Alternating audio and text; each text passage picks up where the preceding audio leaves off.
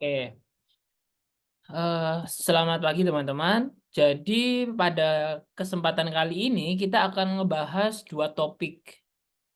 Topik yang pertama itu tentang kinetika sama termodinamika. Mungkin saya awali terlebih dahulu tentang termokimia terlebih dahulu ya. Termokimia yang perhitungannya lebih simpel daripada kinetika. Cuma materinya sebenarnya lebih simpel kinetika daripada termokimia sebenarnya. Jadi aku gambarkan peta konsepnya terlebih dahulu. Jadi eh, termokimia di termokimia nanti akan dibahas tentang tiga besaran nanti, yaitu di sini ada entalpi, terus kemudian ada entropi sama energi Gibbs.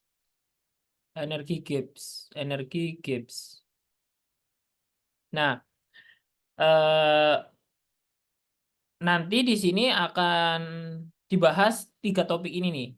Entropi, entalpi, sama energi Gibbs. Entalpi ini dilambangin pakai H besar, H kapital. Kemudian entropi ini dilambangin pakai S, energi Gibbs ini dilambangin pakai G. Seperti itu. Nah, termokimia ini kita ngebahas tentang eh, seberapa reaksi itu spontan atau tidak. Jadi ini fungsinya ini berasal dari dua kata, termo sama kimia. Termo itu thermal, artinya suhu. Kimia berarti reaksi kimia. Jadi reaksi kimia yang melibatkan suhu itu biasanya dibahas di bagian cabang kimia namanya termokimia. Nah, nanti dibahasnya ada tiga itu ya. Nah, kemudian kalau kinetika itu belajar tentang laju reaksi di sini. Nah, nanti beberapa yang akan dipelajari itu tentang persamaan laju di sini, persamaan laju, bersamaan laju, terus kemudian rate order di sini, kemudian rate order, terus kemudian yang satunya itu adalah faktor yang mempengaruhi laju reaksi, faktor yang mempengaruhi laju reaksi, dan yang terakhir itu adalah eh, mekanisme reaksi di sini, mekanisme reaksi di sini. Nah, rate ordernya itu nanti yang dipelajari ini ada tiga. Eh, orde 0, 1, 2 saja. 0, 1, 2 saja. Tiga order aja yang dipelajari. Nah, kalau kinetika dia itu memprediksi seberapa cepat reaksinya itu berlangsung atau tidak. Tetapi kalau termokimia ini bicara tentang reaksi itu dapat berlangsung atau tidak gitu. Itu kalau kinetika. Kalau termokimia ya, reaksi itu bisa kira-kira kalau dalam kehidupan dalam temperatur suhu ruang itu bisa dilakuin nggak ya kayak gitu. Nah, tapi kalau kinetika seberapa cepat di sini? Seberapa cepat? Seberapa cepat reaksi itu berlangsung kayak gitu kan. Oh, misal reaksinya dapat berlangsung nih dalam suhu ruang. Nah, berapa ya cepatnya ya? Kita bisa ngukur pakai kinetika. Gitu ya. Nah, yang akan dibahas pertama di sini itu adalah termokimianya ya. Nah, kita akan membahas tentang entalpi, entropi, sama energi bebas Gibbs gitu. Kita bahas yang pertama dulu itu adalah termokimia. Nah, mungkin ini aku review aja ya, review sekilas terkait materi termokimia. Jadi di dalam termokimia itu ada yang namanya sistem sama lingkungan di sini. Nah, kalau heatnya di sini atau panasnya itu keluar, ini heat ya. Ini kayak heat atau panas di sini atau panas ya sama aja ya. Nah, kalau panasnya keluar dari sistem, berarti di sini nama prosesnya ini adalah proses eksotermik. Eksotermik. Eksotermik itu berarti eh, melepaskan kalor di sini, melepaskan kalor, melepaskan kalor, melepaskan kalor. Nah, sedangkan kalau sebaliknya, ini ekso kalau keluar. Kalau lingkungan sistemnya itu menyerap kalor, misal pindah ke sini, ini dinamain endotermik, endoterm. Jadi proses endoterm itu adalah eh, endotermik, ini sama aja ya, ini menyerap kalor, menyerap kalor.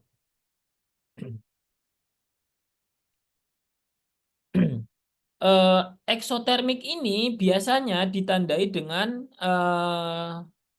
temperatur lingkungan yang meningkat. Sedangkan kalau endotermik, temperatur lingkungannya itu turun kayak gitu.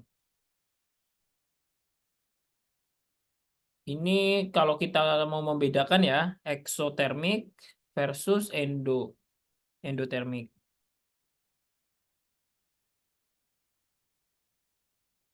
Nah, pertama dari suhu lingkungan, suhu lingkungan. Karena heatnya itu keluar dari sistem ke lingkungan, berarti temperatur lingkungannya ini naik. Sedangkan kalau endotermik, temperatur lingkungannya, T lingkungannya itu adalah turun. Sebaliknya, kalau tes sistemnya di sini, tes sistemnya itu adalah eksotermik, berarti itu tes sistemnya itu turun. Sedangkan kalau endotermik, tes sistemnya itu adalah naik gitu. Karena dia menyerap kalor. Ini dari suhunya. Kemudian dari tandanya ya. Jadi delta H itu ada tandanya. Delta H kalau eksotermik itu tandanya negatif. Ini tandanya negatif.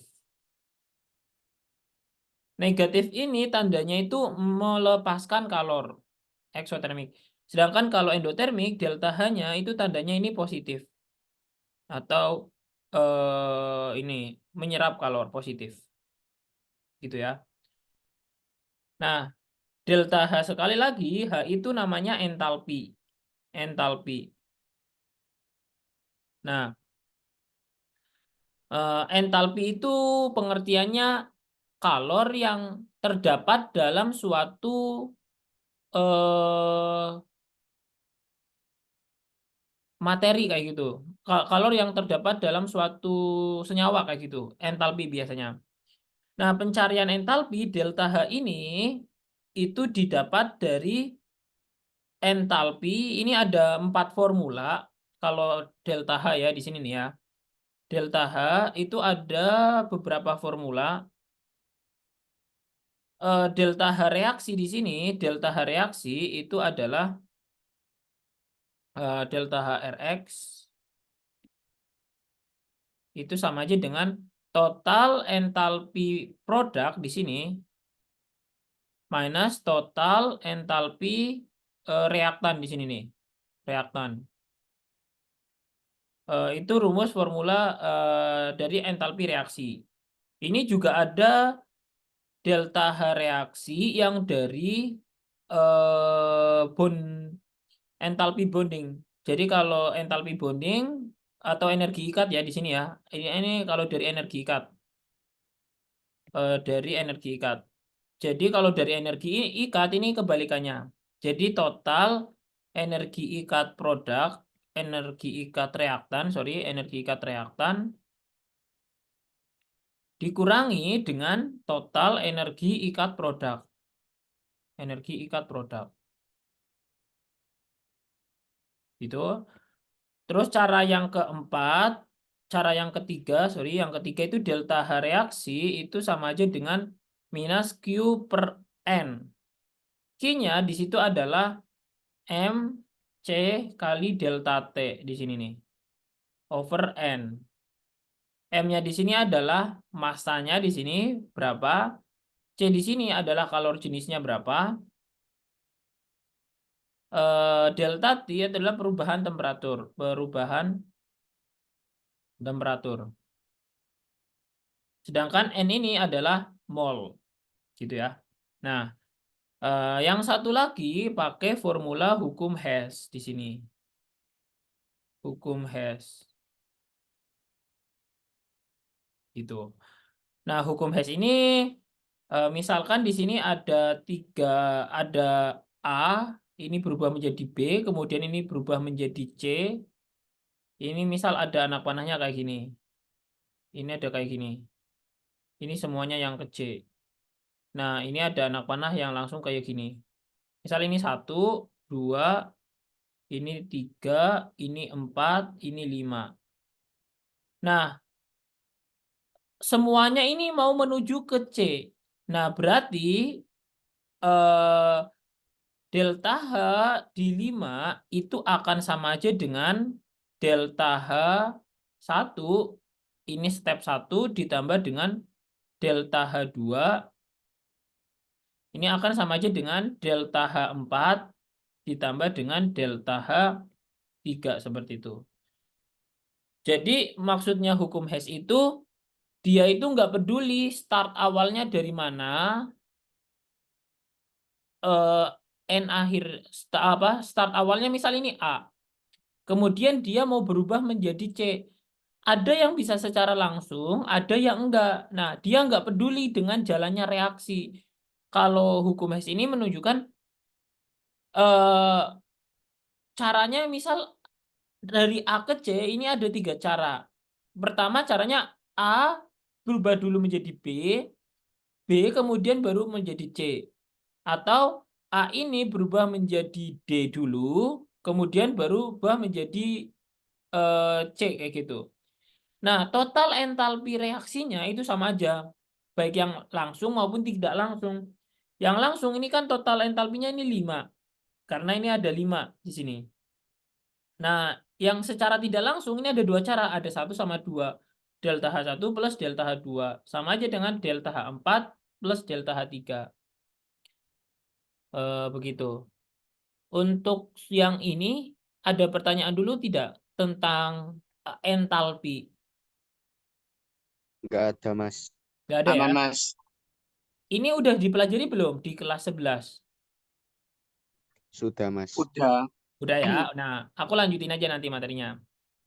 Nah, kemudian entalpi ini udah. Nah, kita terus tentang grafiknya ya. Ada grafik yang eksotermik versus endotermik. Nah, kalau grafik eksotermik, nah ini kayak gini. Ini grafik kayak gini. Nah, formula umum dari entalpi reaksi ini. Produk minus reaktan. Nah, ini yang sumbu di sini itu adalah energi. Nah, yang di sini itu adalah progres reaksi di sini nih, progres reaksi. Jadi ini berubah dari reaktan berubah menjadi produk. Nah, karena di produk ini lebih tinggi dikurangi dengan yang lebih rendah di reaktan, maka di sini delta H-nya di sini positif. Kalau delta H-nya positif, maka dia itu grafik ini dinamain endotermik di sini. Endoterm. Sedangkan sebaliknya yang di sini, ini pindah ke sini ya, delta H-nya ini negatif. Nah, karena negatif, ini berarti ini untuk eksoterm gitu. Begitu ya. Nah, itu untuk delta H. Nah, entalpi gitu ya. Sampai sini ada yang ditanyain dulu nggak? Sebelum aku lanjutkan ke entropi. Nggak ada, Mas. Nggak ada ya. Oke, sip. Karena ini udah aku lanjut ke entropi aja langsung ya. Ke entropi. Nah, entropi itu dilambangin pakai S. Nah, jadi dia itu menunjukkan derajat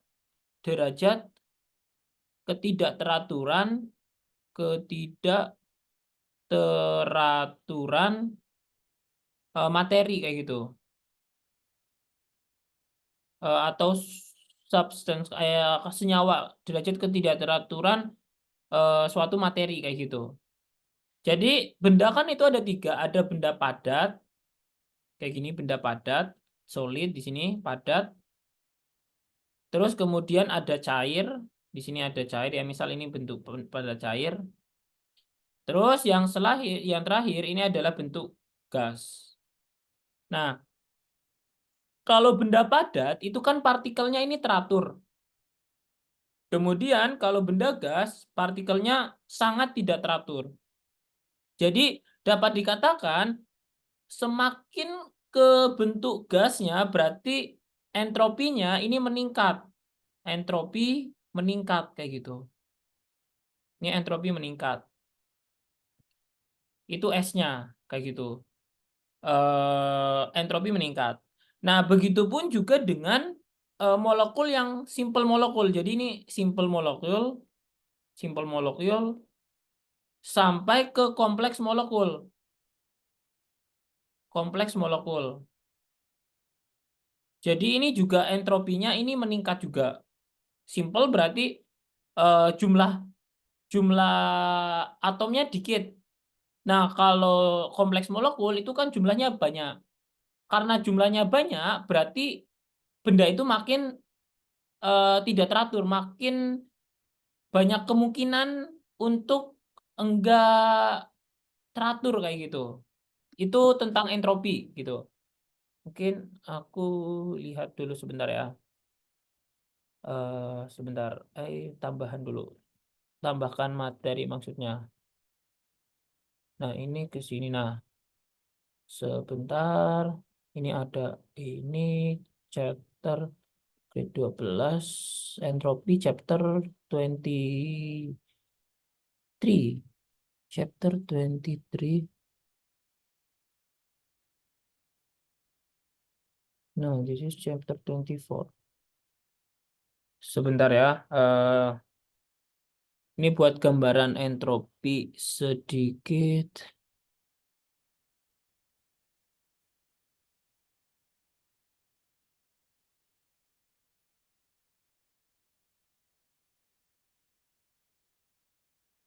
Oh, this is entropy, right? Eh,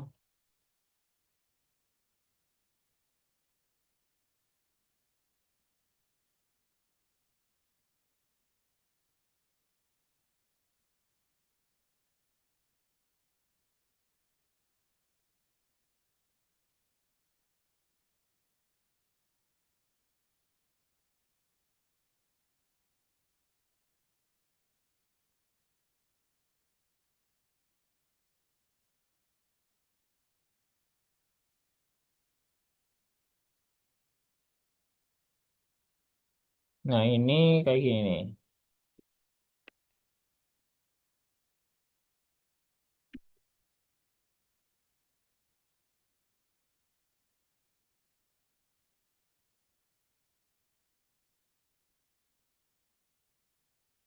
Nah, ini pengertian secara spesifiknya kayak gini. Entropi adalah distribusi energi pada temperatur yang spesifik. Entropi ini menunjukkan randomness itu ketidakteraturan eh, suatu sistem gitu. Jadi kalau benda solid itu berarti entropinya lebih lower dan benda gas kayak gitu. Begitupun juga kalau Mas suhunya Hasan, ya maaf, itu ya layarnya belum kelihatan, belum ini muncul. udah belum ini ya Belum, Mas. belum sebentar atau ini udah. Nah, ini udah. Udah, Mas. Nah, oh, harus kayak gini. Oke. Nah, jadi kalau entropi itu tadi derajat ketidakteraturan suatu benda atau suatu sistem di sini. Benda makin tidak teratur, berarti entropinya itu meningkat di sini. Contohnya benda solid itu lebih lower entropi, lebih rendah entropinya daripada benda liquid, daripada gas. Gas itu berarti entropinya yang paling meningkat. Kemudian suhu juga mempengaruhi entropi juga. Nah, Kalau suhunya itu ditingkatkan, molekul itu semakin mudah bergerak, berarti makin mudah untuk diganggu, makin mudah untuk tidak teratur kayak gitu, disorder kayak gitu, gitu ya. Nah, entropi ini nanti ada beberapa satuan. Kalau entropi satuannya itu joule, berarti entropi ini berkaitan dengan energi.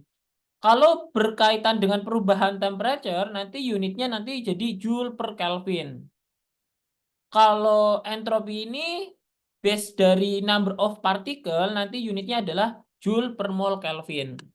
Jadi nanti satuannya itu tergantung yang dipakai itu apa kayak gitu. Jadi bisa beda-beda kayak gitu ya. Biasanya joule per Kelvin biasanya. Jadi spesifik temperature seperti itu. Ini maksudnya ya. Terus kemudian, jadi ini ada beberapa nilai di sini nih. Ada beberapa nilai dari entropi. Jadi misalkan ini kecilin dulu.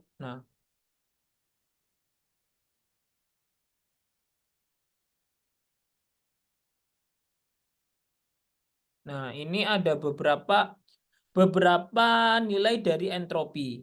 Nah, nilai entropi ini itu tidak ada yang nol kayak gitu. Jadi nilai entropinya S itu tidak ada yang nol kayak gitu. Kenapa nggak ada yang nol? Karena entropi nol itu untuk perfect kristal. Jadi perfect kristal, entropi sama dengan nol itu untuk perfect kristal. Perfect kristal. Nah, perfect kristal ini terjadi kalau nol suhunya, temperature-nya itu adalah 0 derajat Kelvin. Dan nggak mungkin suhu mencapai 0 derajat Kelvin. Karena kalau dikonvert ke Celsius itu kan berarti minus 2073 derajat Celcius. Itu sangat kecil banget. Jadi nggak mungkin kayak gitu. Supaya perfect kristal kayak gitu. Jadi nggak mungkin. Nah, ini ada beberapa nilai dari entropi, baik yang benda solid, liquid, ataupun gas. Kalau benda solid, ini contohnya ini diamond.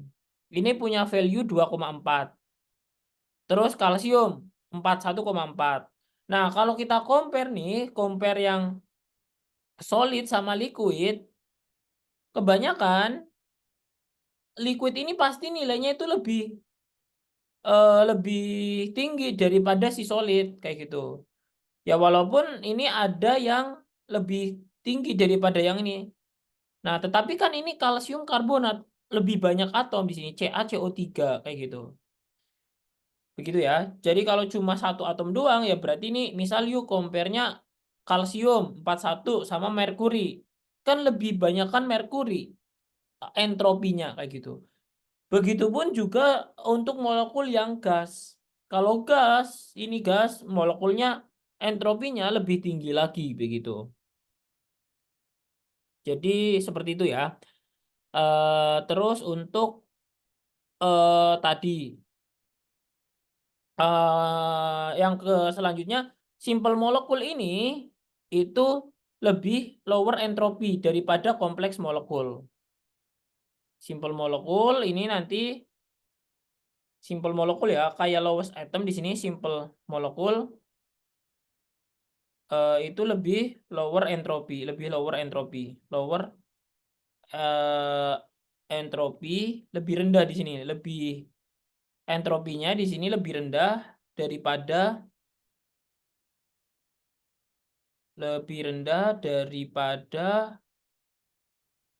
kompleks molekul. Kompleks molekul ya. Sampai sini dulu, ada yang ingin ditanyakan dulu mungkin?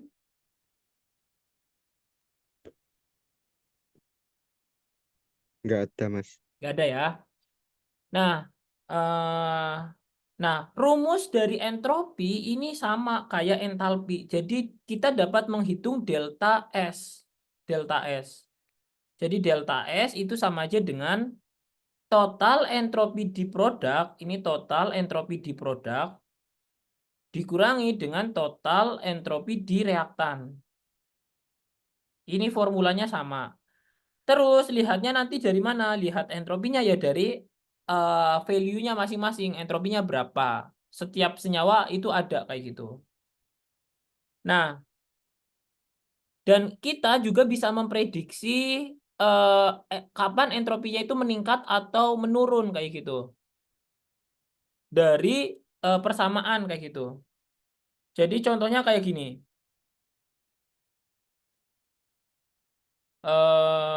Ini contohnya ya, aku kasih contoh dulu.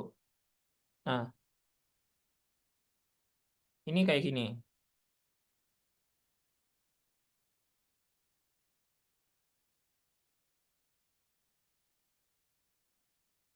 Nah, contoh dulu di sini nih. For each reaction, jadi ini ada reaction ini, A sampai H, memprediksikan entropi reactant or product greater, atau susah untuk ditentukan ya. Jadi pilihnya di sini ada 3 possibility. Meningkat ini, meningkat, atau increase di sini, atau menurun, atau perlu data lain. Perlu data lain itu kayak difficult to decide. Jadi kayak perlu data lain untuk konfirmasi. Nah, ini formulanya sama tadi. Tapi kan kita nggak diketahui value entropinya masing-masing kan. Nah, kita bisa prediksi dari ini. Dari apa? Dari eh, bentuknya. Bentuknya ini gas, solid, atau liquid kayak gitu. Patokannya kan kayak gini. Kalau solid sampai gas ya. Solid, liquid, gas. Berarti di sini entropinya meningkat di sini nih. Entropi meningkat. Meningkat. Kemudian kalau yang simple molekul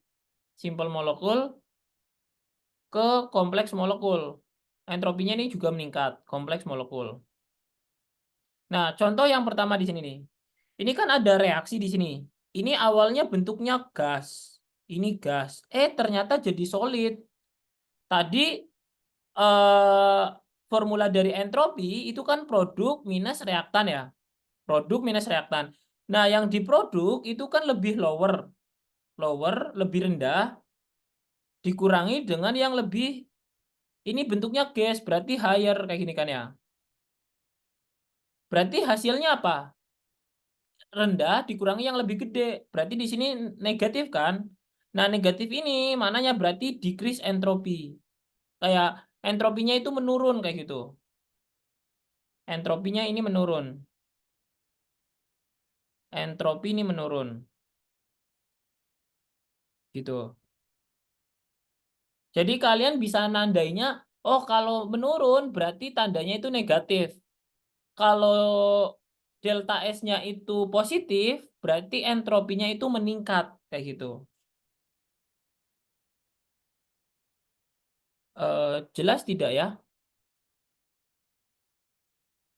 Jelas, Mas. Jelas ya. Nah, aku kasih contoh lagi yang nomor yang misalkan nomor yang C di sini nih. Ini kan bentuknya solid, Mg-nya ini solid. Ini kan solid, terus di sini solid juga. Terus ini ada CO gas, ini jadi solid. Kan semuanya ini jadi solid. Berarti ini sama kayak tadi. Delta S-nya di sini, S-nya ini jadi delta S-nya jadi lebih rendah semuanya kan? Berarti lower minus higher. Berarti di sini delta S-nya ini negatif. Berarti di sini artinya menurun, entropi menurun seperti itu.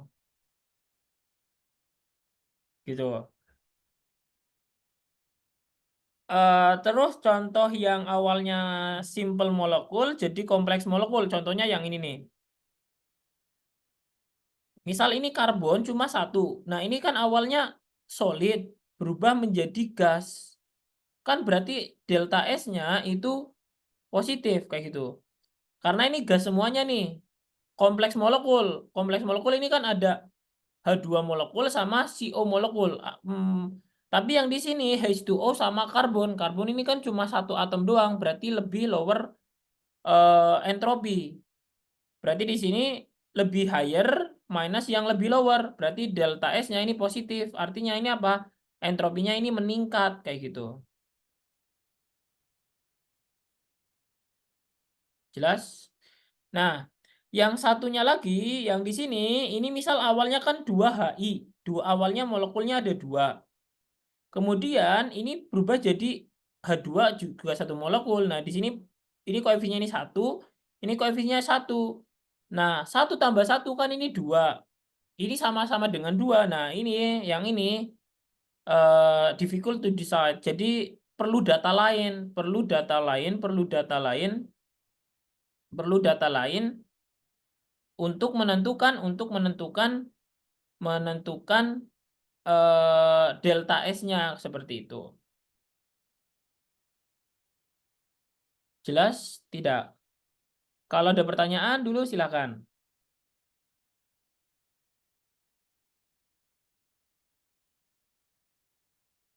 Ada tidak?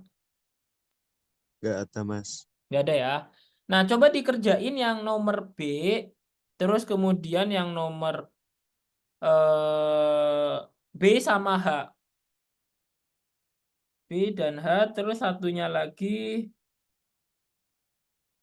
sama G deh, BGH. 3 soal aja. Itu prediksinya entropinya itu meningkat atau menurun, kayak gitu aja sih.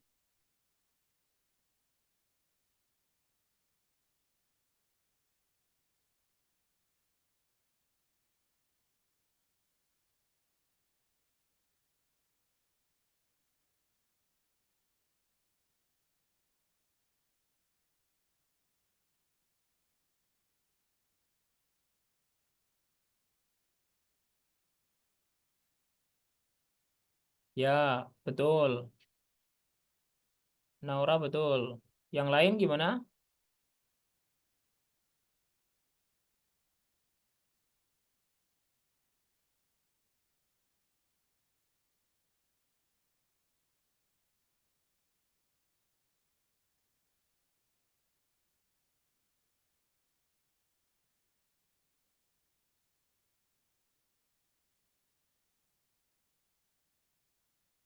Yang B entalpi menurun. Betul. Hah? B atau G? B. Kok menurun? Kan awalnya liquid, Oke. gas. Oh iya iya. Maaf Mas, meningkat. Nah, meningkat ya harusnya ya. Iya, Ini meningkat. Delta S-nya ini meningkat. Betul. Yang G gimana yang G? Meningkat juga ya. Meningkat oh betul. iya, meningkat. Nah, yang ini jadi meningkat juga ya. Gitu. Meningkat. Solid jadi gas. Ya, betul. Sip. Nah, kalau ini sudah, berarti kita bisa ngitung yang ini udah. Formulanya sudah. Formulanya udah.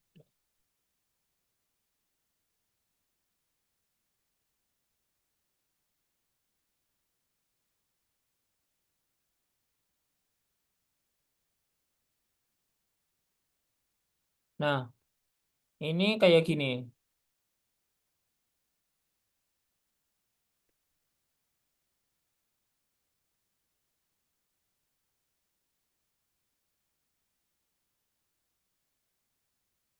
Ini langsung pakai formula ini aja ya. S-nya kali ya.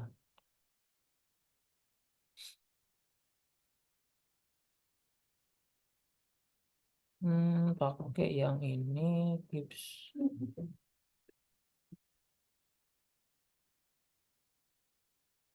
delta H. Aku ngenalin yang ini aja deh, ngenalin yang sebentar, ngenalin yang ini.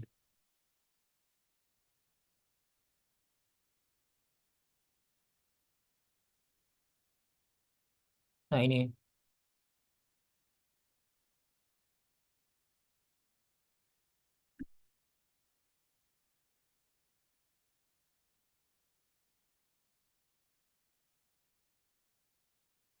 Oke. Nah, kemudian selanjutnya. Jadi entropi itu ada dua ya, entropi yang milik sistem sama entropi yang milik lingkungan. Nah, kalau yang entropi yang milik sistem itu formulanya yang tadi aku bahas. Delta S sistem itu adalah total entropi produk minus total entropi di reaktan. Nah, kalau entropi yang di lingkungan itu ngatongnya itu harus perlu delta H. Nah, ini value-nya dari ini. Delta S surrounding equal to minus delta H over T dibagi dengan T. T-nya ini temperature ya, di sini temperature. Nah, gitu. Nah, kalau misalkan total entropinya itu meningkat, berarti entropinya tadi positif. Nah, reaksinya itu spontaneous. Atau reaksinya ini visible. Visible itu kayak dapat berlangsung kayak gitu, dapat berlangsung. Gitu, dapat berlangsung. Sedangkan kalau total entropinya itu menurun, berarti itu entropinya itu negatif. Kalau negatif berarti reaksinya ini tidak dapat berlangsung atau not visible gitu. Ini non spontaneous kayak gitu. Jadi kalau spontaneous itu ini reaksi dapat berlangsung. Kalau yang tidak dapat berlangsung itu namanya non spontaneous, non spontan di Indonesianya itu sih. Reaksi tidak spontan sama spontan kayak gitu. Gitu. Spontaneous kayak gitu. Itu sama aja deh. Eh, Kalian bebas gunain mau kata spontan atau tidak spontan sama aja gitu. Gitu ya. Delta S totalnya di sini nih. Nah, jadi dari sini nanti kita bisa memprediksi kenapa sih saat kita bakar bensin itu bisa kayak gitu tuh. Misal kayak reaksi ini nih. Eh, Nanti ini ada kayak apa ya? Contohnya kenapa es itu bisa membeku ya kayak gitu kan? Atau kenapa es bisa meleleh ya? Itu bisa dihitung dari entropinya kayak gitu. Entropi masing-masing kayak gitu. Nanti aku kasih contohnya deh biar dapat gambaran kayak gitu ya. Ini contohnya misal kalau misal kalian mau menghitung ya, menghitung dari total entropi ataupun total eh, entropi sistem ataupun lingkungan. Ini aku kasih contohnya di sini nih. Nah, sebentar. Nah, ini lihat aja ya. Ini nanti saya kirim kok tulisannya. Nah, jadi contohnya di sini. Ini misal ada reaksi. Reaksinya ini kayak gini. CaCO3 solid plus CaO plus CO2. Nah, suruh menghitung total entropi reaksi ini kira-kira dapat berlangsung atau enggak ya. Nah, caranya kayak gini. Eh, Kalian hitung dulu total entropi sistemnya. Nah, total entropi sistem itu kan total entropi produk dikurangi dengan eh total entropi produk dikurangi total entropi reaktan. Nah, di produknya di sini ada CaO sama CO2. Nah, masukin angka-angkanya dari tabel ini. CaO di sini itu punya angka kan ini 39,7 berarti 39,7 plus total entropi CO2. CO2 ini kan ini 213 masukin berarti 213 minus 92,9. Nah, ini nanti didapat ini delta ininya delta S-nya. Nah, kalau delta S-nya sistemnya positif, kita bisa cari delta H dari yang lain kayak gitu. Delta H dari CO3 di sini nih. Cuma di sini nggak ada datanya sih, jadi nggak bisa memprediksi dia itu spontan atau tidak seperti itu. Ini jelas tidak ya, teman-teman? Jelas nggak? Jelas, Mas.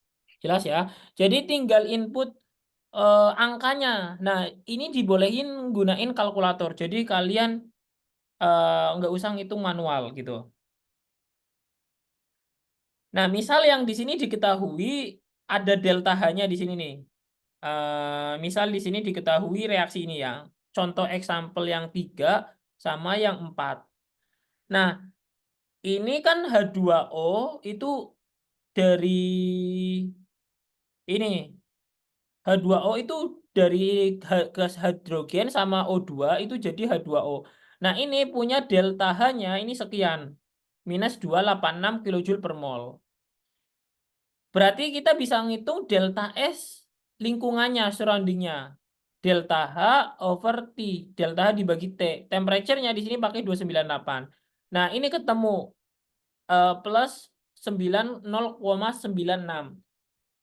Nah, kalau kita cari entropinya dari sini, entropinya dari sini delta H, kita mau buat molekul H2 tapi source-nya dari gas hidrogen sama gas oksigen. Nah, setelah dihitung total entropi sistemnya ini ketemunya ini. Nah, kalau kita hitung total entropinya, total entropi total berarti total entropi sistem, ini sistemnya, ditambahkan dengan total entropi di lingkungannya. Ini lingkungannya ya. Ini convert ke Joule, jangan lupa. Nah, di sini dihasilkan tanda yang positif. Delta S totalnya itu positif. Nah, ketika delta S-nya tandanya itu positif, totalnya itu positif, maka reaksinya itu tidak spontan, not spontan. Kalau reaksinya tidak spontan, berarti itu nggak akan berlangsung. Jadi kamu nggak akan bisa membuat molekul H2O dari H2 sama O2 pada suhu 298 derajat Kelvin. Nggak akan bisa berlangsung sama sekali. Gitu. Jelas tidak?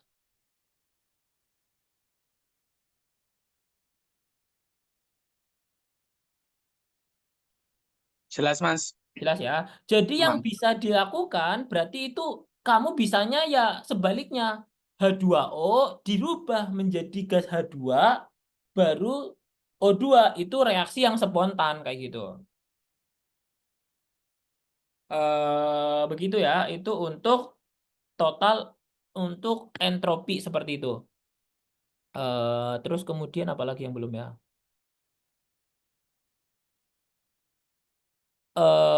Ini sudah. Nah, udah. Terus yang satu lagi tadi ini yang terakhir yang belum.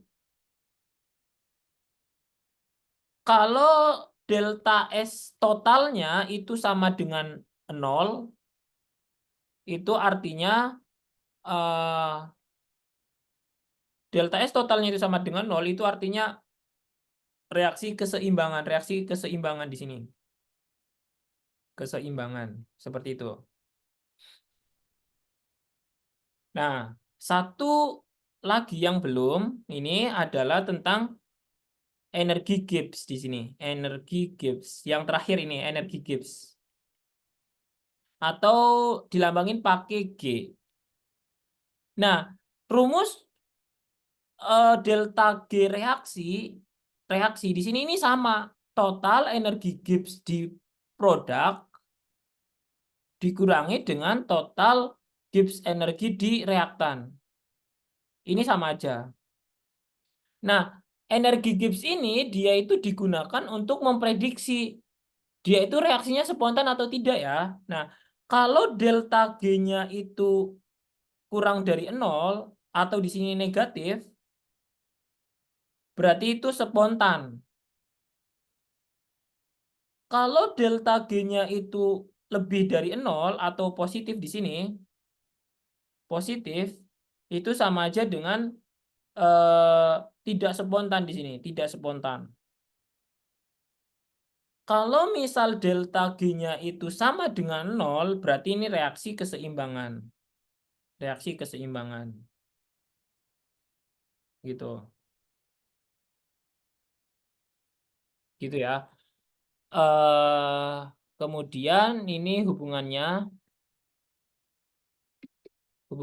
ini tadi kan kita dapat memprediksi lewat entropinya doang atau lewat energi Gibbs. Nah, biasanya kemis atau ya kimiawan biasanya itu sukanya pakai sistem aja. Jadi tadi kan kita kalau untuk menentukan reaksi itu spontan atau tidak, kita harus menghitung total entropi dari sistem sama total entropi dari lingkungan. Gitu ya. Pakai formula delta H over T untuk mencari delta S dari lingkungan. Pakai formula yang ini. Nah, tetapi itu akan memperibetkan kita karena kita harus menghitung entropi lingkungan sama entropi sistemnya. Masing-masing kayak gitu kan. Nah, ini formula yang atas tadi, dia itu dirubah menggunakan energi Gibbs energi. Nah, supaya lebih gampang kayak gitu. Jadi kita cuma fokus ke total Gibbs energinya berapa. Kita nggak pakai total entropi sistem ataupun lingkungannya kayak gitu. Jadi kita gunain formula yang satu aja kayak gitu. Nah, jadi total entropi total delta S total ini formulanya jadinya ini. Delta G equal to delta H reaksi minus T time delta S sistem. Biasanya cuma ditulisnya kayak gini. Delta G sama dengan delta H minus T kali delta S kayak gitu. Nah, formula ini didapat dari ini sebenarnya. Tadi formula ini S total itu sama aja dengan S sistem ditambah dengan S lingkungan di sini. Surrounding di sini nih, surrounding. Nah, surrounding yang di sini tadi kan formulanya minus delta H dibagi dengan T. Nah, sistemnya ini sama, sistem. Jadi ini formulanya didapat dari awal tadi. Nah, delta G ini itu sama aja dengan T kali delta S total di sini. Nah, ini dikalikan delta S total. Nah, kalau misal masing-masing ini S total dikali dengan ini semuanya ini dibagi dengan T, dibagi dengan T. Nah, ini kan hasilnya jadi ini nih. Ini hasilnya jadinya ini semuanya dibagi dengan T. Nah, berarti kan hasilnya minus T time delta S sama aja dengan minus T time delta S plus delta H. Nah, T time delta S ini diubah ke dalam bentuk Gibbs energy kayak gitu. Nah, hingga formula akhirnya ini jadilah ini. Delta G sama aja dengan delta H minus T time delta S kayak gitu.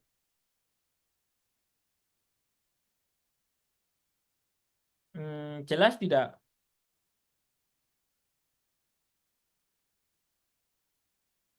Atau perlu aku turunkan semuanya? Atau nggak usah?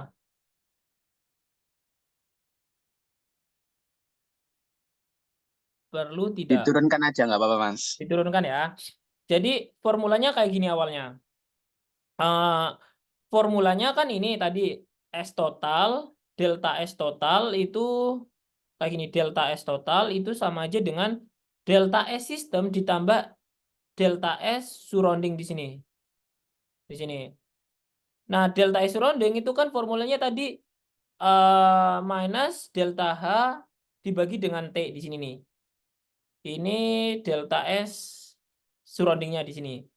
Nah, kemudian masing-masing ini delta S total ini mungkin aku ke bawah aja ya.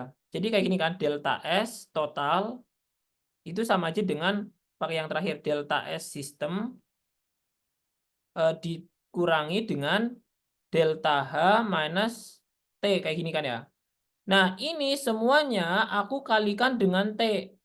Maka kan jadinya dikalikan dengan minus T. kayak gini. Supaya ini jadi positif. Minus T kan jadinya minus T kali delta S total itu sama aja dengan minus T kali delta S, kayak gini. Delta S sistem plus minus kali minus ya, jadinya plus. Nah, di sini delta H di sini ya, harusnya delta H plus delta H, kayak gini. Delta reaksi. Nah, T minus T kali delta S total ini adalah delta G, nama lainnya delta G. Jadi delta G itu sama aja dengan minus T kali delta S sistem plus delta H, kayak gitu. Atau kita formulasi yang sebaliknya di sini, delta G berarti sama aja dengan delta H minus T kali delta S, seperti itu. Nah, delta H-nya ini langsung kita semuanya ngelihat sistemnya. Jadi kita nggak usah ngelihat lingkungannya. Jadi di sini udah delta H reaksi minus T kali delta S sistemnya, seperti itu. Jadi akhirnya muncul formula ini, seperti itu. Jelas?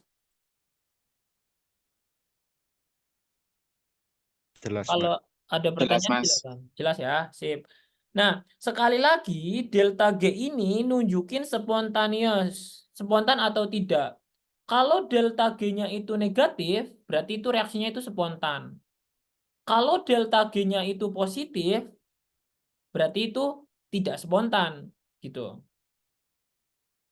Nah, nanti dari sini kita bisa memprediksi kapan ya reaksinya itu bisa spontan atau tidak, kayak gitu. Nah, kombinasinya kayak gini. Mungkin aku kasih contoh dulu ya. Nah, ini contohnya kayak gini. Biar dapat gambaran soalnya kayak gini deh. Ini nih. Contoh soalnya seperti ini.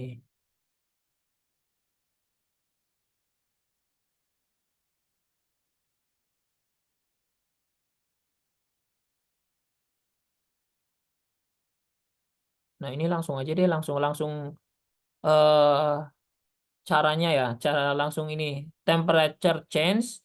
Jadi kita bisa merubah apa ya? Tadi kan oh reaksi ini nggak spontan nih. Nah, kita bisa ngerubah supaya jadi spontan lewat bantuan suhu di sini atau temperature di sini. Jadi kayak gini. Misal ada reaksi ya di sini nih ya. Aku kasih contoh dulu. Ini tabel ini nanti ngafalinya pakai logika aja. Jadi aku kasih contoh dulu di sini. Jadi untuk reaksi ini, reaksi besi 3 oxide. Ini ada Fe2O3, aku gedein dulu di sini nih. Ini ada reaksi Fe2O3 plus 3 karbon, ini berubah menjadi 4 Fe plus 3 CO2. Nah, di sini diketahui delta H-nya sekian kilojoule per mol, delta S-nya sekian joule per mol. Nah, yang perlu diingat di sini biasanya delta H itu satuannya kilojoule per mol. Tapi delta S ini satuannya itu adalah joule per mol Kelvin. Jadi kalian harus convert dulu delta H atau delta S ke satuan yang sama. Misal mintanya kilojoule, ya berarti semua konversi ke kilojoule semuanya. Atau semua dikonversi ke joule semuanya juga boleh. Jadi satuannya itu harus sama ya. Jadi ini suruh cari reaksi ini berlangsung atau enggak ya. Nah, kita cari delta G-nya. Jadi delta G itu sama aja dengan delta H, delta H-nya ini minus temperature-nya ini, delta S-nya suhunya ini. Ini dikalikan 10 pangkat minus 3 karena dia itu convert ke joule gitu. Awalnya kilojoule. Oh, ini semuanya dikonversi ke kilojoule, makanya dikalikan 10 pangkat minus 3. Dan di sini diperoleh delta G-nya itu positif. Kalau delta G-nya ini positif, artinya apa? Spontan atau tidak? Enggak spontan. Nggak spontan kan? Berarti kalian kalau mau buat Fe2O3 ditambah karbon berubah jadi Fe itu reaksinya nggak bisa sama sekali kayak gitu. Eh, tapi kalau suhunya itu dirubah, awalnya kan 298. Dia dirubah menjadi 900. Oh, ternyata ini ngefek nih. Delta G-nya ini berubah jadi negatif. Nah, karena berubah jadi negatif di sini, dia itu reaksinya jadi spontan. Jadi reaksinya ini dapat berlangsung pada suhu yang lebih tinggi. Nah, kalau suhu 298 reaksinya itu belum berlangsung. Enggak bisa terjadi kayak gitu. Enggak bisa berubah menjadi produk. Baru bisa berubah menjadi produk kalau udah berubah menjadi 900 Kelvin seperti itu. Sampai sini jelas tidak?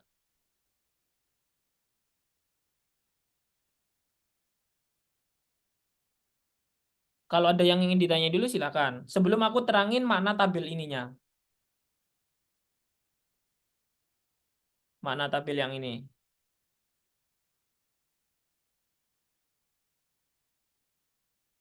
Faizal Nur, terus Ryan Bertrando, ada pertanyaan? Nggak ada, Mas. Gak ada ya, Nggak ada, jelas Mas. ya. Sip. Nah, aku jelasin nih tabel maknanya. Jadi kesimpulannya cuma di sini nih kalau termokimia. Tabel ini udah cukup, udah. Tadi itu kan intro-intronya ya. Nah, tadi kan delta H itu kan ada dua tanda. Aku ngingetin lagi. Kalau delta H-nya ini positif, delta H-nya itu positif, artinya ini reaksinya itu eksotermik, endoterm. Sedangkan kalau dia itu negatif, itu eksoterm, kayak melepas kalor. Nah, sedangkan entropinya kalau dia itu positif, itu artinya increase entropi. Jadi entropinya itu meningkat. Sedangkan kalau delta S-nya itu positif, itu meningkat. Kalau negatif itu artinya turun. Nah, ini main logik di sini nih. Jadi, misal reaksi yang pertama di sini, reaksi yang kombinasi satu. Yang satu dulu ya, aku terangin di sini nih. Nah, tadi formula delta G itu sama aja dengan delta H minus T kali delta S. Kayak gini ya. Nah, temperature-nya itu harus dalam Kelvin, degree Kelvin. Jadi temperature-nya di sini tandanya itu always positif, selalu positif gitu. Nggak mungkin temperature itu negatif, nggak mungkin karena ini dalam bentuk Kelvin. Jadi selalu positif number, selalu positif kayak gitu. Delta G supaya spontaneous delta G-nya itu harus negatif. Nah, ini kita masukin. Oh, ini kan delta H-nya ini positif nih. Minus temperature ini kan positif. Delta S-nya di sini gimana? Positif juga kan? Nah, ini berarti supaya dia itu spontan, misal temperature-nya tinggi ini. Supaya dia supaya supaya ini supaya delta G-nya itu negatif, delta G-nya itu hasilnya negatif, itu caranya gimana? Kan delta delta H-nya ini positif nih. Supaya negatif, ini kan tandanya negatif nih. Berarti T kali delta S-nya itu harus lebih besar daripada delta H. Nah, supaya nilai ininya lebih besar, maka ini spontan pada temperatur yang tinggi, spontan pada suhu tinggi gitu, spontan pada suhu tinggi gitu. Jadi eh, kalau dia itunya suhunya rendah, otomatis kan T kali delta S-nya nanti lebih kecil daripada delta H. Karena lebih kecil nanti tidak spontan kayak gitu. kombinasi yang pertama jelas tidak?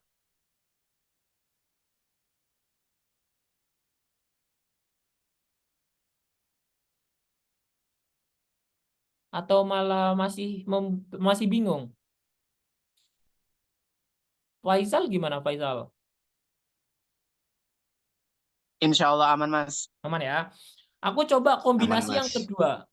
Kombinasi yang kedua. Yang kedua, delta G itu sama formulanya delta H minus T kali delta S. Kayak gini nih. Delta H-nya ini positif. Nah, delta S-nya ini kan negatif. Ini negatif, temperature positif. Nah, negatif kali negatif, ini gimana hasilnya? Positif kan? Positif ditambah positif ya berarti makin positif dong. Berarti delta G-nya itu selalu positif. Karena selalu positif berarti tidak spontan di semua temperatur gitu. Tidak spontan pada semua temperatur gitu. Semua temperatur gitu.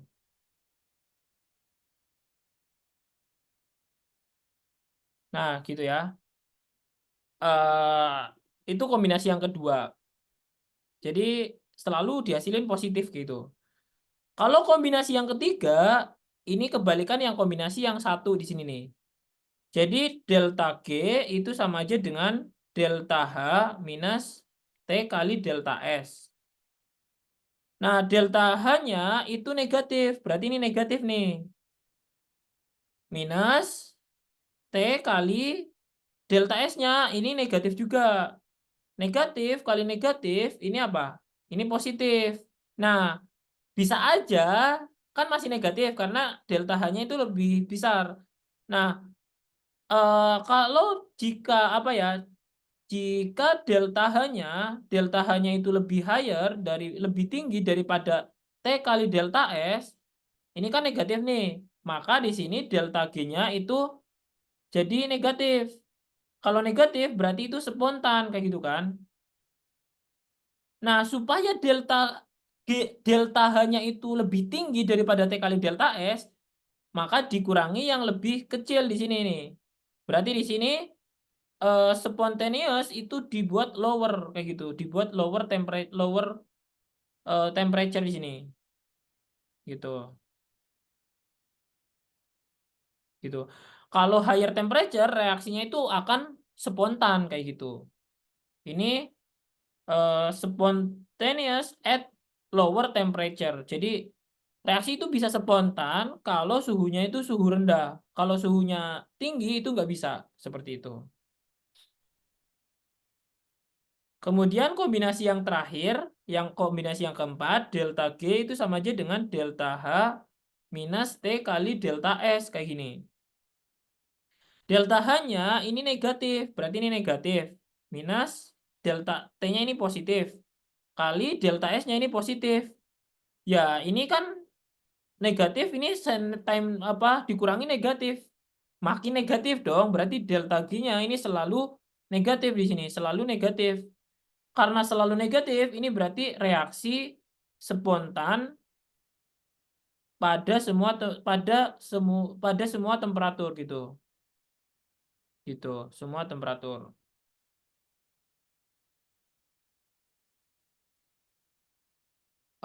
Itu beberapa kombinasinya ya. Ada pertanyaan dulu, silakan. Sebelum aku kasih latihan soal,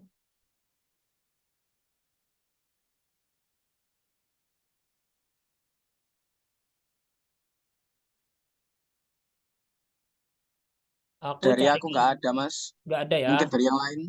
Dari yang lain silakan. Nggak ada, Mas. Oke, aku coba carikan dulu soalnya ya. Nah, soal di tahun 2022 ada nggak ya? Sebentar kita cek yang 2023. Nah, itu di nomor tahun berapa ya? Kali aja kalian nemu tahun berapa? Yang ada entalpi entropi kayak gitu. OSN 2023 nomor 29, Mas. 29. Oh, oke oke sip. 29, 29. Nah, ini nih, oke oke. Ini sama nih. Aku crop dulu sebentar. Nomor 29 ya. Ini kayak gini nih, 29 nih. Eh aku tak gimana ya? Oh, aku ada sih. Aku lihat dulu nomor 29 ya, sebentar. KSK 2009 2009. Nah, OSK ini di oke,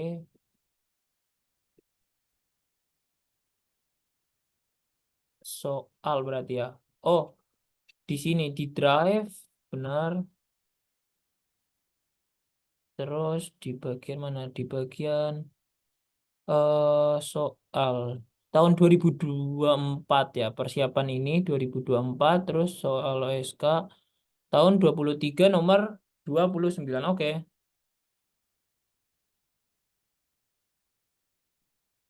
29.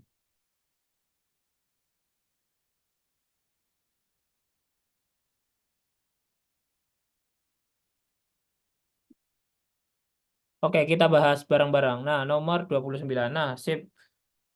Ini, nah, sini nih.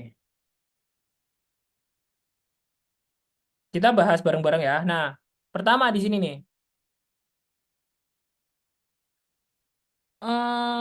Kita cari terlebih dahulu delta S-nya ya. Delta S-nya. Patokannya tadi positif atau negatif. Ini kan ini udah aku share belum ya? Share screen udah kan ya? Udah Mas. Udah ya. Nah, jadi nomor 29 nih. Reaksi eksotermis berikut. Artinya apa? Berarti semua 1, 2, 3 ini delta H-nya itu adalah negatif semuanya nih. Dari situ kita tahu ya. Berlangsung spontan pada berapapun temperatur. Nah, berarti mau suhu rendah, suhu tinggi, nggak masalah. Berarti kita cari dulu yang nomor 1 itu entropinya kira-kira naik atau turun. Naik atau turun di sini nih. Awalnya kan liquid, gas, liquid, Naik, berubah Mas. jadi gas. Berarti ini deltanya gimana? Positif atau negatif? Positif. Positif, benar. Yang ini, yang nomor 2, delta S-nya jadi negatif ya. Karena ini berubah jadi solid. Gitu. Gas, gas berubah jadi solid, berarti negatif. Menurun. Di sini gas, gas. Nah, ini jadi solid, berarti di sini delta S-nya di sini negatif juga ya. Nah, tadi kan kayak gini, delta G equal to delta H minus T kali delta S. Kayak gini kan ya. Nah, di sini delta H-nya itu kan udah ada nih tandanya negatif. Supaya negatif terus, berarti yuk cari yang delta S-nya gimana? Yang positif atau yang mana? Cari yang delta S-nya yang positif, Yang Mas. positif. Nah, cari yang positif kan? Nah, jadi ini jawabannya yang mana? Hanya satu aja ya berarti ya. Ya, Jawabannya bener nggak? Satu doang berarti. Oh, dulu jawab yang mana ya? Ya, hanya satu betul. Oke. Ini ada soal yang kayak gini lagi nggak? Tahun berapa ya? 22 ada nggak ya? Selain 29 ada lagi nggak? Yang entropi-entropi mungkin kalian pernah ngerjain. Kita bahas bareng-bareng aja. Yang nomor 28 itu bisa nggak kalian? Nomor 28.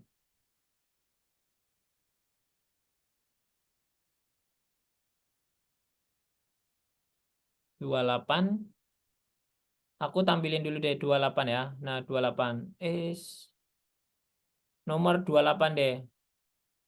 Nomor 27, 28 itu mah entropi semua. Entropi entalpi gitu.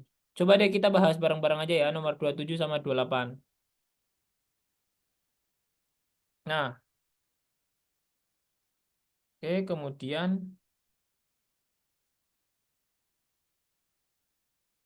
nomor 27 ini bisa nggak?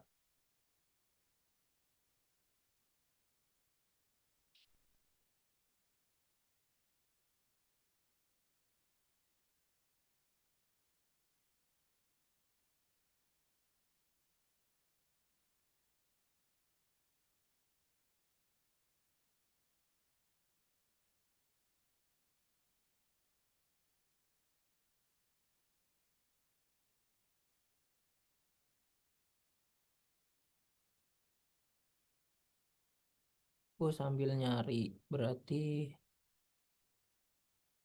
nomor 26 juga iya, ada termokimia, termokimia juga. Dua-dua tahun 2022 coba ya aku lihat 2022 dulu.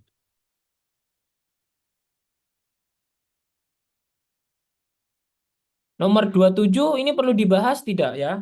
27 28.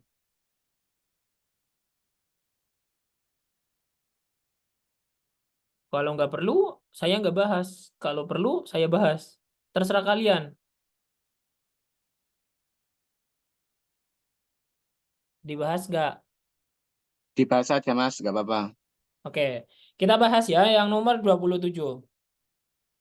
Diketahui energi ikat ini OO dan OO double bond berturut-turut sekian. Jumlah energi yang dilepaskan atau diserap pada disosiasi 1 mol gas hidrogen peroksida. Jadi ini kan H2O2, H2O2. Kayak gini formulanya.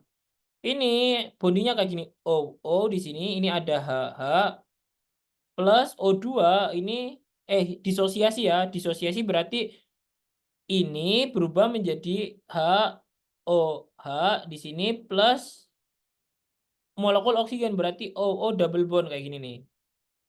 Ini reaksinya kayak gini nih.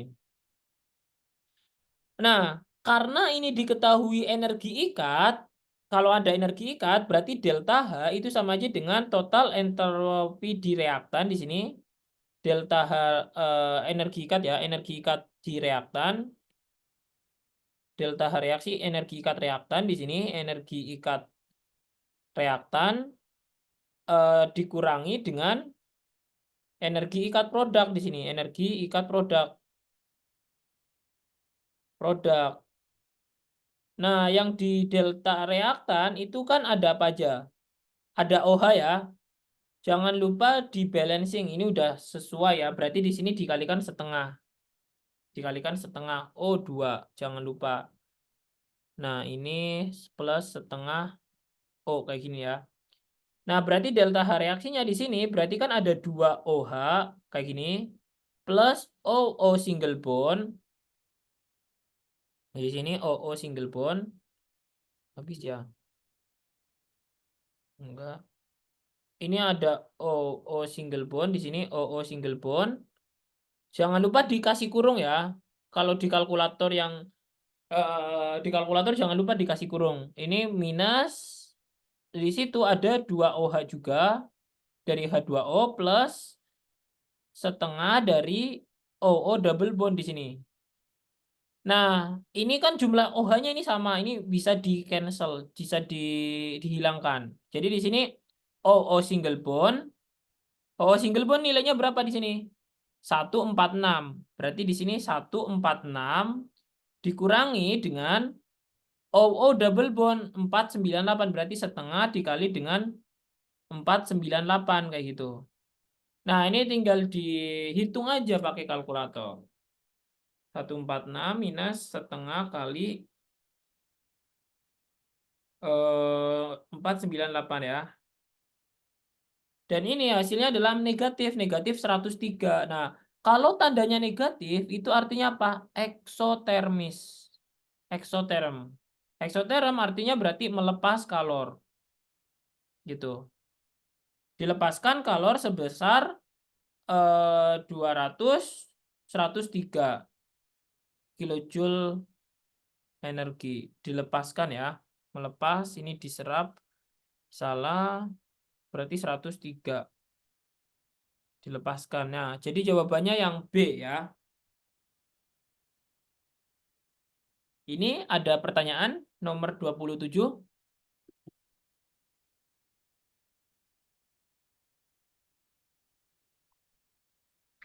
Tidak, Mas. Tidak ya. Oke, sebentar.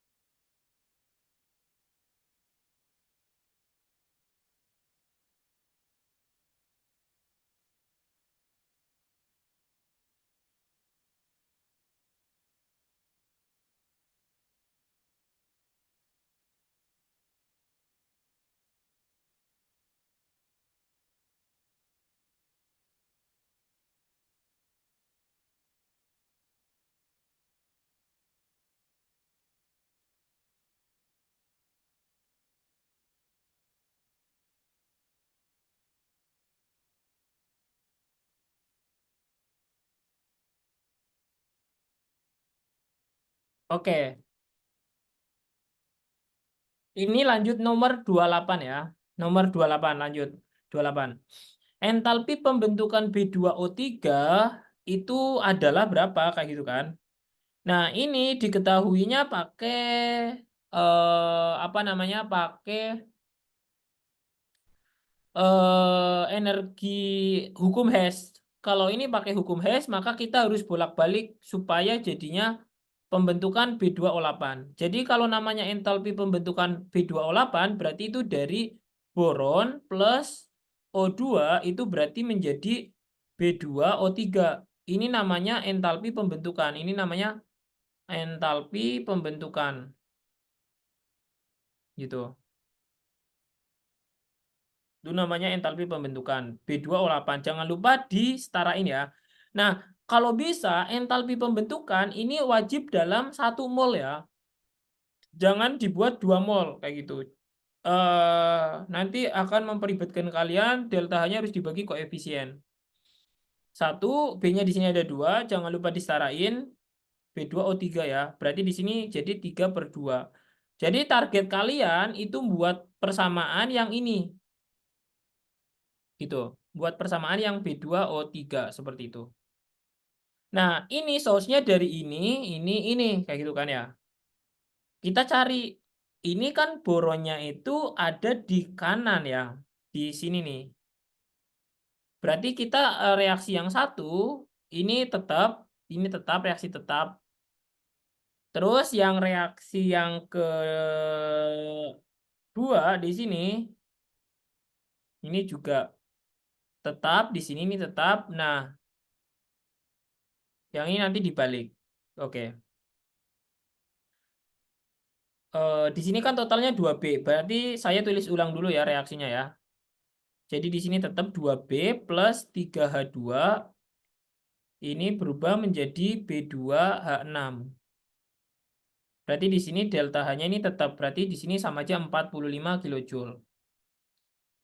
Kemudian di sini ada B2H6. B2H6 itu source-nya dari reaksi yang ketiga. Jadi reaksi yang ketiga ini tetap. Jadi di sini tulis B2H6 plus 3O2 ini berubah menjadi B2O3 plus 3H2O. Nah, delta H-nya di sini itu adalah tetap ya di sini ya, berarti minus 2150. Minus 2150. Itu reaksi yang ketiga. Nah, di sini hidrogennya ini di sini di entalpi pembentukan kan nggak ada hidrogen sama sekali. Nah, di sini masih ada hidrogen, maka reaksi yang ini harus dibalik di sini. Harus dibalik di sini. Gitu ya. Nah, sehingga yang reaksi ini dikalikan berapa? Supaya hasilnya 3. Berarti ini dikalikan 3/2 ya. 2 dikalikan 3/2 berapa? 3 kan? Ya, betul. Jadi ini yang ini dikalikan 3/2. Yang ini dikalikan 3/2. Semuanya yang reaksi ini dibalik terus dikali dengan 3/2. Jadi ini reaksinya dibalik. Jadi di sini 2H2O 2 kan awalnya 2H2O dikali dengan 3/2. Nah, di sini nanti coret-coret berarti jadi 3H2O di sini. Jadi di sini nanti 3H2O, saya langsung aja ya di sini ya. Jadi di sini 3H2O. Kemudian 3/2 dikalikan 2 jadinya 3 ya. 3H2 plus ini 3/2 ya. Berarti 3/2 O2 kayak gini kan ya. Dikali 3/2 ya. Nah, udah jadinya kayak gini. Nah, delta H-nya di sini itu berubah jadi awalnya kan minus 570 plus 570 dikali, jangan lupa ya, dikali dengan 3/2. Nah, ini hasilnya berapa nanti? Nah, kita tinggal totalin aja jumlahnya. Nah, di sini kan B2H6-nya ini bisa dicoret sama. Terus H2-nya ini juga bisa coret sama. H2O-nya ini bisa dicoret juga sama ya. Nah, ini kan 3O2 dikurangi 3O2 jadinya 2B plus ini 3/2 kan 1,5.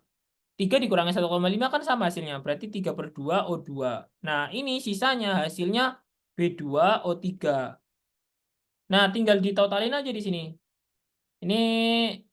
Ini tandanya berubah ya jadi positif ya karena itu reaksinya ini dibalik gitu. Ini negatif, ini positif. Nah, ini 57 tinggal ditotalin aja nih. 570 570 570 dikali dengan 3 berapa? Dikali dengan 3/2.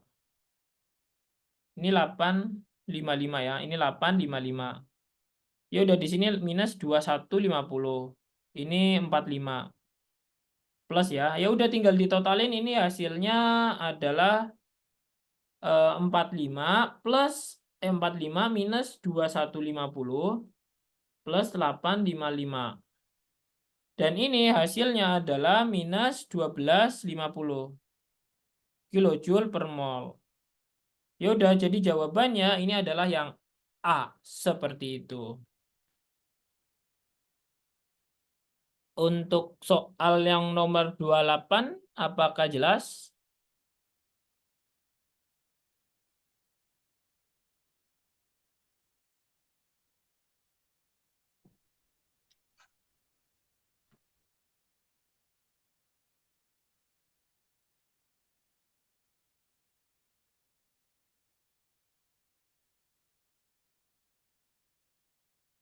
Eh,